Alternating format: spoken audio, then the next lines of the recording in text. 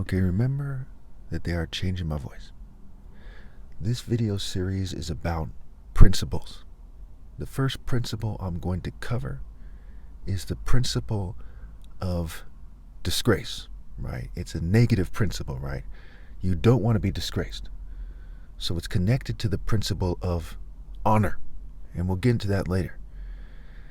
In popular culture, we see that people, government people, corporate people, hate groups, social clubs, they tend to reinforce faulty definitions of key words. Again, they tend to reinforce faulty definitions of key, vital, and important words. Disgrace is what happens when you cheat me out of my right to lead.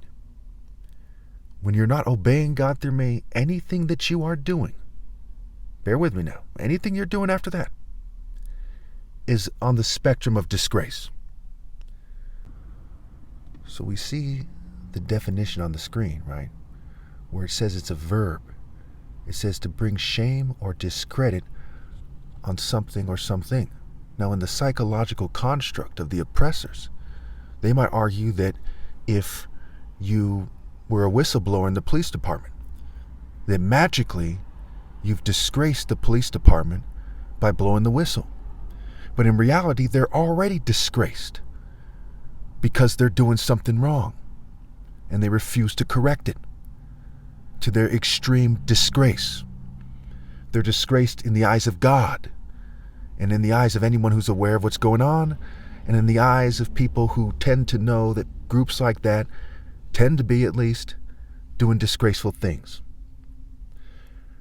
So it's just like when we get to part 2, when we're going to talk about honor.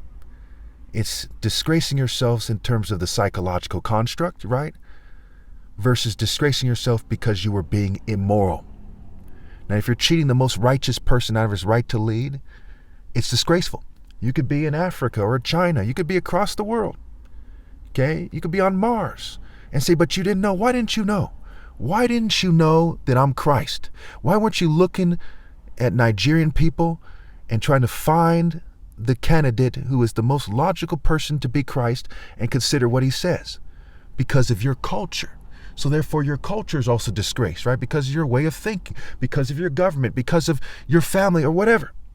You see how that works? Now, I'm not trying to insult anybody. The point of this is to be very clear. The Bible is not very clear, and I'm trying to be very clear. People who do not obey God through me are disgraced. Is the Bible saying the same thing? Yes. It's I am the way, the truth, and the life. If you live falsehood, you're outside the gates. People who are outside the gates are with the sexually immoral, those who practice magic arts, idolaters, thieves, etc. They're disgraced. It's that simple. Now, people add to their disgrace when they sabotage me, when their families are sabotaging me, when attractive females from their groups are rejecting me for conformists who are living in a state of disgrace. Mind, body, soul, and spirit, they're living in a state of disgrace. Now again, I'm sure we can all agree that this video is fair. It's about defining terms and drawing lines. I'd hope that TikTok and YouTube and all other social media sites would have the basic decency to allow for it. Because part of helping society is telling the truth about these vital things. It is more important to help society in reality than in the psychological construct. Those who do not understand that are disgraced by default. And if they're pushing the line hard to pretend that the psychological construct and phony conceptions of unity are more important than helping people in reality, then they are extremely disgraced. This is how this idea works. And it's also in my book, The Universal Martial Art Code. About 3 pages long, I believe, where I make maybe 30 points or something about key points about what it means to be greater than others, right? The moral martial artist in the divine order is above other people, okay?